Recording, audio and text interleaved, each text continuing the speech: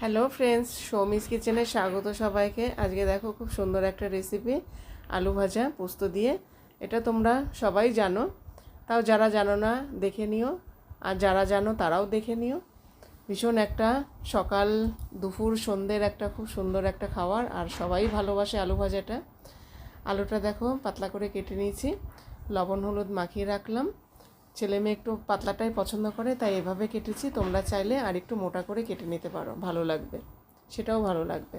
কড়াইতে তেল দিয়ে দিয়েছি, দুটো শুকনো লঙ্কা কালো জিরে ফোড়ন দিয়ে দিলাম। এবার যে আলুগুলো কেটে রেখেছিলাম, লবণ হলুদ মাখিয়ে রেখেছিলাম, সেটা দিয়ে দিলাম। এবার 2-3 মিনিট আমি এভাবে নাড়াচাড়া করে উল্টে পাল্টে নেব। সেটা তোমরাও জানো কীভাবে ভাজতে হয়। তারপরে দেখো ভাজার পর এখানে কাঁচা লঙ্কা দিয়ে দিলাম 3টে মতো, একটু হালকা ঝাল ঝাল আর কি হবে। তারপরে দেখো 1 টিস্পুন 1 চামচ আমি পোস্ত ছড়িয়ে দিলাম।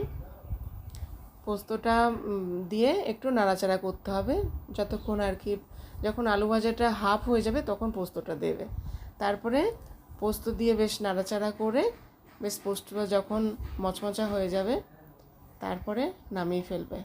দেখবে আলু ভাজাটাও হয়ে গেছে। দেখো আমি সার্ভ করছি, কি সুন্দর লাগছে, ভীষণ ভালো লাগে। আমি দুপুরে খেয়েছি, এটা খুব ভালো হয়েছে খেতে। তোমরাও ট্রাই করো। রেসিপিটা ভালো লাগলে লাইক করো, কমেন্ট করো। Thank you.